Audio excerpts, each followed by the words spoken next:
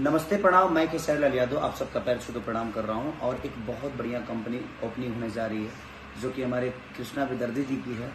नाम सुन के आप हिल जाएंगे। नाम सुन के मतलब कि उस कंपनी का नाम है बोका म्यूजिक। बोका म्यूजिक। और उस पे पहला जो है हमारे रामनवमी के हिसाब से चैता जो होता है, कहीं ना कहीं चैता ना मतलब लोकगीत है, समझिए लोकगीत है चैता ना।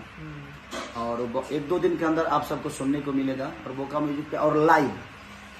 और करीब करीब उस कंपनी पे जितने भी गाने होंगे आप सबको लाइव ही सुनने को मिलेगा। जो अपना ट्रेडिशनल है, जो अपना फोक है, जो अपने देहात के लोगों को अच्छा लगता है, और उसको एकदम समझिए कि वो लाइव म्यूजिक है। तो ना भी सिर्फ बोका म्यूजिक है, लेकिन है उस पर सारी चीजें लाइव करीब करीब होगी। तो आप उसको प्यार और आशीर्वाद और सब्सक्राइबर इतना कर दीजिए एक दिन में कि कृष्णा जी को लगे कि आप कितना मोहब्बत देते हैं अपने बेटा को, अपने भाई को।